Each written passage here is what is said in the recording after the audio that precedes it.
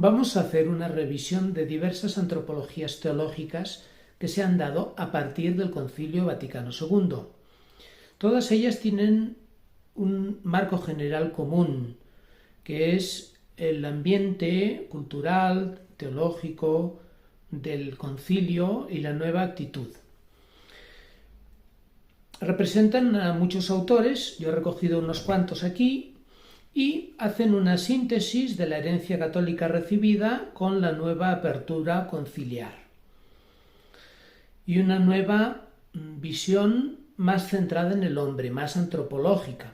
Por tanto, es importante que veamos cuál es la antropología teológica que tenemos.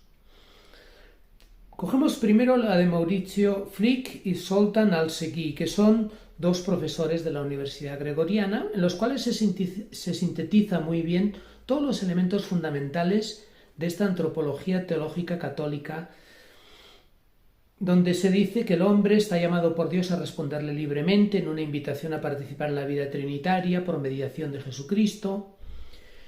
El marco general es una visión del hombre en el contexto de la historia de salvación. Los elementos para la reflexión son la base bíblica, los teólogos bíblicos, la patrística, el magisterio eclesial.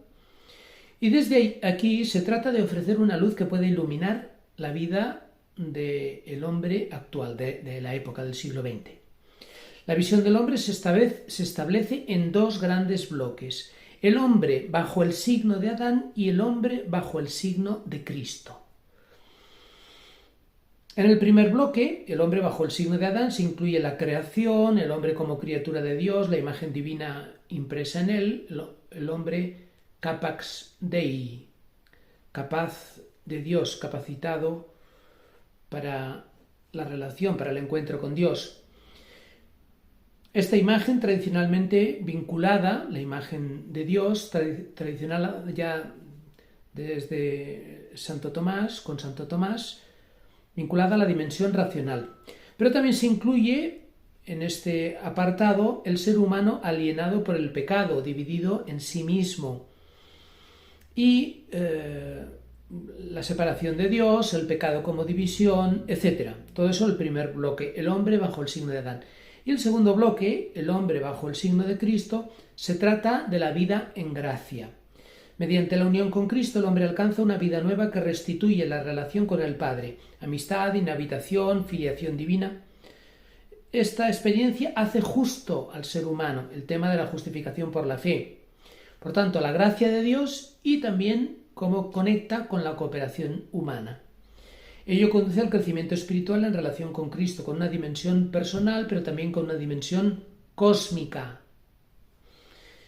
En la conclusión se habla del misterio de lo sobrenatural, que es la manera como se salva la distancia entre lo humano y lo divino, entre el hombre y Dios. Hay tres claves: la absoluta gratuidad de la acción de Dios, la naturaleza humana diseñada para conectar con Dios y que capacita al hombre para ello, y la divinización como misterio de realización de la gracia en el ser humano. La síntesis es una cita de Gaudium et Spes número 22. El misterio del hombre solo se esclarece en el misterio del Verbo encarnado. Todos estos elementos que hemos encontrado en estos dos autores, profesores de la Gregoriana, van a reaparecer en todos los autores posteriores, con matices diversos. Por ejemplo, tenemos a Luis Ladaria, que tiene diversas obras, ¿no? La introducción a la antropología teológica, la teología del pecado original y de la gracia, etc. Y que va recogiendo también estos elementos fundamentales que ya aparecían. En Ladaria es interesante que cita Rahner con una reflexión que es muy interesante. Dice Rahner: la construcción propiamente dicha de una antropología teológica aún no se ha producido. Por tanto, está por hacer. Ladaria va desplegando su reflexión sobre el esquema clásico recibido y cuando habla, por ejemplo, de antropología teológica, distingue 6 grandes temas. La teología de la creación. El hombre está creado en el contexto de una realidad de toda la creación con una finalidad salvífica que le incluye a él y todo lo creado. El Dios uno y trino crea para desplegar su gloria, manifestar su bondad, etc. Un segundo apartado, el hombre como imagen de Dios, Gaudium Spes 12. Es interlocutor de Dios, domina el mundo creado, tiene una vocación divina que se desvela en la cristología. Es un ser personal y social, llamado a la comunión con Dios y con los hombres. La Eucaristía es la máxima expresión de esta experiencia de comunión. Tercer bloque. Hemos dicho que la Daria, esta antropología teológica, separa 6 bloques. Vamos por el tercero. La cuestión de lo sobrenatural, que es el misterio de la gracia, que se une e ilumina la naturaleza humana. Don de Dios y gratuidad divina que clarifica el misterio del hombre en su dimensión esencial, llamado a la comunión con Dios en Cristo.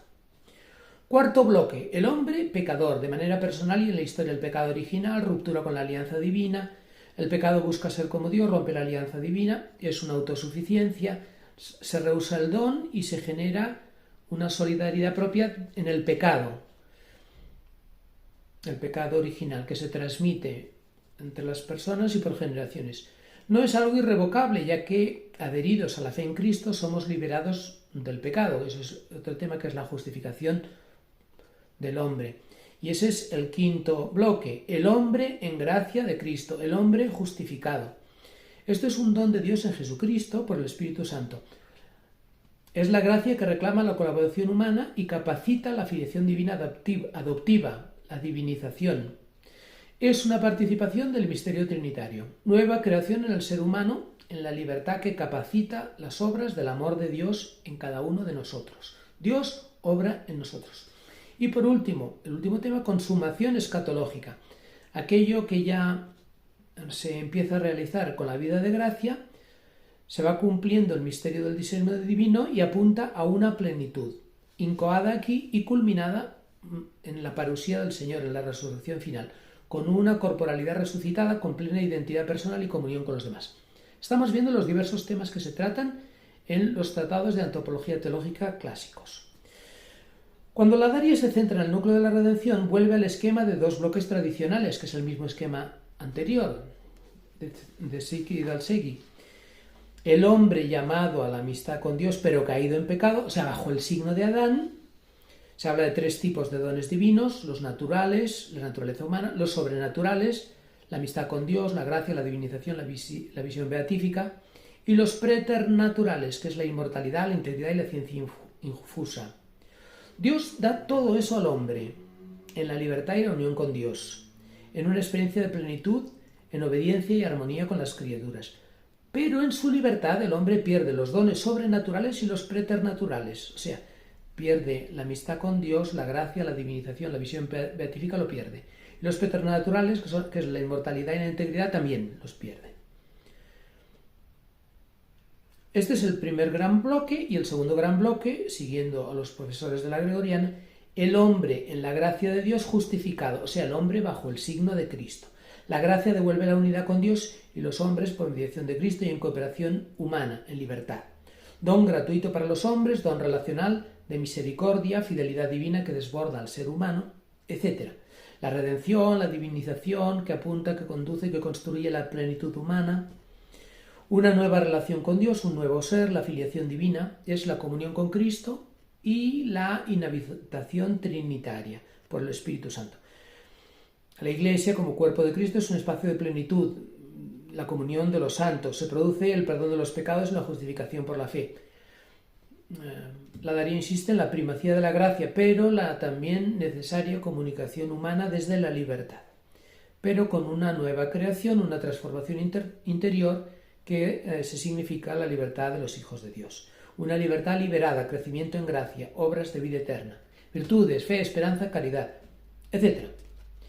Tenemos, por tanto, cómo los mismos temas se van a ir repitiendo. Hay multitud de autores y multitud de tratados de antropología teológica que podemos ir citando. Por ejemplo, Juan Ruiz de la Peña. Juan Ruiz de la Peña tiene varias obras, sigue las reflexiones clásicas, pero aporta unos elementos nuevos en diálogo con la cultura, con la ciencia, con la filosofía, etc. Parte de una reflexión bíblica teológica, pero la pone en diálogo con la cultura actual. Despliega su pensamiento abarcando 3 pasos: la creación, la redención y la escatología. En la creación estaría el plan inicial de Dios y el pecado del hombre.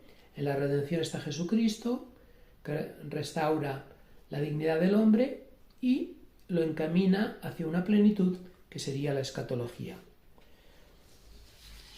Propone Juan Ruiz de la Peña una doctrina de la creación resaltando la visión bíblica de un Dios liberador, que es también el creador de todo, cuyo poder está al servicio de la alianza, el Dios salvador, que es el Dios creador. Primero se manifiesta en la Biblia Dios como salvador y después se revela como creador. La humanidad sometida al pecado encuentra en Cristo su salvación. Cristo es el centro y el fin de la creación que realiza su potencial liberador. Junto a este pensamiento bíblico-teológico se plantea también Ruiz de la Peña problemas filosófico-teológicos, como la experiencia del mal, la experiencia del dolor. La respuesta definitiva de Dios al problema del mal es la experiencia de Jesucristo, su entrega por amor a la humanidad, asumiendo el dolor, cargando con el dolor y con el pecado de la humanidad. También Ruiz de la Peña afronta problemas de diálogo fe-ciencia, contradiciendo argumentos o criterios científicos que parecían contradecir la fe religiosa, como el materialismo monista, como el dualismo, como el evolucionismo darwiniano o el determinismo que niega la libertad humana. Numerosos planteamientos, algunos nacidos de la cultura secularizada o de los métodos científicos y de algunas maneras de pensar científicas que quieren sustituir la reflexión religiosa, van en estas líneas y Ruiz de la Peña establece un diálogo con estas mentalidades y también viene a afirmar que las leyes científicas contienen presupuestos metafísicos o filosóficos siempre implícitos, pero que en último término las tesis científicas no colisionan con las verdades cristianas porque están en planos diferentes. Todo esto en el primer gran marco que hemos dicho, el bloque de la creación.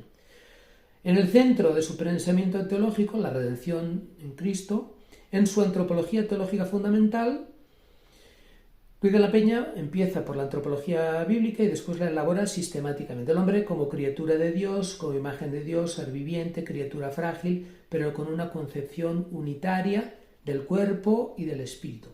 En Cristo se realiza la plenitud de la imagen divina y se propone un modelo de filiación para toda la humanidad, participado a través de la experiencia de la gracia. En su elaboración sistemática, Ruiz de la Peña desarrolla temas como la unidad psicosomática, alma-cuerpo, la dignidad del ser humano como ser personal, la noción de persona, la libertad humana, la condición social. También habla de la actividad humana en el mundo, el trabajo, la creatividad, como una llamada a colaborar con la creación de Dios, de la cual el hombre también puede participar con su trabajo, con su actividad. Por último, el tercer gran bloque que se dirige hacia la dimensión escatológica del hombre, refiriéndose a la Pascua de la creación. Como el plan de Dios sobre la humanidad se encuadra en Cristo, se realiza en el hombre concreto y la sociedad y se prolonga hacia un futuro de esperanza y plenitud. Aquí el autor dialoga también con el pensamiento moderno y el fracaso de las escatologías laicas, de las utopías científicas o ideológicas, del progreso indefinido o de los grandes relatos. Reivindica la necesidad de mostrar con más transparencia dentro del cristianismo el ya sí de la escatología cristiana. Ya sí, pero todavía no. El todavía no lo tenemos muy claro, pero el ya sí raramente sabemos comunicarlo y transparentarlo. Y por eso han venido a sustituirlo algunas escatologías laicas que tienen unas pretensiones de llevar en esta historia y en este mundo al ser humano hacia una plenitud. En el siglo XX se produce como un descalabro de estas ideologías y por eso Ruiz de la Peña insiste en la necesidad de redescubrir el auténtico pensamiento cristiano en cuanto a la esperanza cristiana, la escatología, y donde también se vea con claridad el ya sí, o sea, el presente realizado del plan de Dios en medio de la historia, que no es una cosa definitiva, pero que ya apunta hacia aquella plenitud. La escatología bíblica es un proceso de plenitud en relación con el tiempo y con la historia. Es un camino de realización de las promesas que llega a su culmen en el misterio de la Pascua, donde de una manera sorprendente, inesperada y con la imaginación infinita de Dios se abre una puerta donde parecía que se acababa todo. Una existencia transfigurada con plenitud de vida y de conocimiento y de comunión con Dios en Cristo, que pasa por la experiencia pascual y se proyecta hacia el futuro de plenitud. La muerte personal es la conexión con esa experiencia a nivel individual personal, pero también hay una experiencia también comunitaria. Se habla del purgatorio, habla de, en fin, como un espacio de purificación para preparar la unión con Dios, etc. Hay muchos autores que van hablando en esta línea. Tenemos también pues, a otros como Luis Armendáriz, por ejemplo, con su obra Hombre y Mundo a la luz del Creador, que también quiere hablar, pues, sobre todo de la antropología teológica más en relación con el tema de la creación, y va aportando pues, unos elementos también interesantes, sugerentes, bíblicos, de reflexión, aportando pues, elementos nuevos. Aparte de los ya clásicos, Dios da la vida por los muertos y llama de la nada al ser. Esa es la característica de Dios. Después decimos que Dios es creador, sí, pero esa creación de Dios nace de una experiencia liberadora y de hacer ser al otro. De aquí, de la experiencia salvífica, se desenvuelve la experiencia de la confesión de fe. Hay un camino de confianza, de fiarse de Dios, para que Dios sea todo en todos. La creación está abierta e inacabada y, en cierto sentido, la creación también reclama la colaboración humana, para que también nosotros colaboremos en esa actividad creadora de Dios. La naturaleza también es creadora. En el mundo hay un enigma y se hace presente el misterio del Dios. El misterio del Dios trinitario, el Padre que se entrega totalmente, el Hijo que es obediencia y el encuentro, el gozo y la relación mutua de ambos. Todo eso, de algún modo, está presente como huella en lo creado y se manifiesta esa experiencia del misterio de Dios. El misterio de la gratuidad. El hombre es un ser humano creado para la felicidad, para la plenitud. ¿De dónde proviene el mal? Por un lado, de la libertad del hombre, por otro lado, Dios lo permite para una purificación, para un misterio de asumir en la identificación con Jesucristo, en la experiencia del amor, la purificación necesaria para poder recibir todos los dones que Dios nos quiere dar. El pecado es un atentado contra la creación, pero tanto la creación como el ser humano, su finalidad, su destino es manifestar la gloria de Dios. Tanto la creación como el hombre tienen como destino definitivo mostrar, manifestar la gloria de Dios. El hombre, por tanto, es creado, pero también es creador. Y la libertad es la ley de la creación. El espacio y el tiempo de la salvación en la historia se va realizando en una trama de relaciones. El hombre es relación con Dios, relación con los otros, relación con el mundo. Y esa experiencia relacional se tiene que desarrollar y profundizar.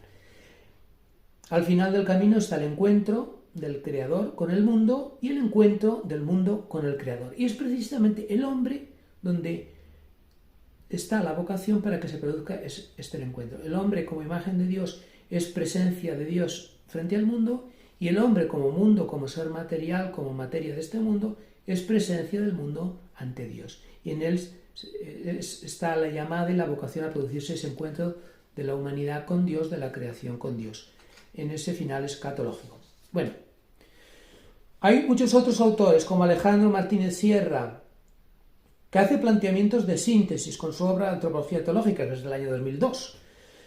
Va recogiendo lo mismo, divide su tratado en 3 grandes apartados: sobre el mundo, sobre el hombre y por último hay un capítulo sobre ángeles y demonios, como otros seres espirituales creados por Dios al servicio de la humanidad. O sea, el mundo, el tratado de la creación, el hombre, la antropología teológica fundamental, el pecado y la gracia en Jesucristo. Se trata de una síntesis resumida en temas clásicos. Pero con todo lo que hemos ido hablando hasta aquí, ya empezamos a detectar unas claves fundamentales. Yo no voy a desarrollar en un trabajo de antropología teológica todo lo que otros han hecho mejor que yo. Ahí están los manuales, ahí está lo que ellos dicen y está bien dicho. Yo voy a buscar los temas que faltan, los elementos fundamentales que hay que desarrollar y lo que nuestra época, nuestro tiempo, nuestro mundo actual nos está reclamando.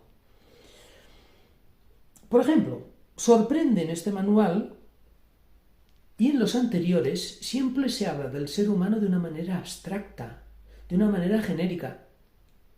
Yo no conozco ningún ser humano así. Yo todos los seres humanos que conozco son hombres o mujeres, y el hombre y la mujer son distintos. Cuando hacemos una antropología teológica, abstracta, genérica, no hablamos, no profundizamos en la relación hombre-mujer, la unidad que están llamados, es cierto que se comenta, ¿no? Hombre y mujer los creo, a imagen de Dios los creo, sí, el Génesis, pero no se desarrolla ese tema, y ese es un tema fundamental, y ese es un tema de nuestra época.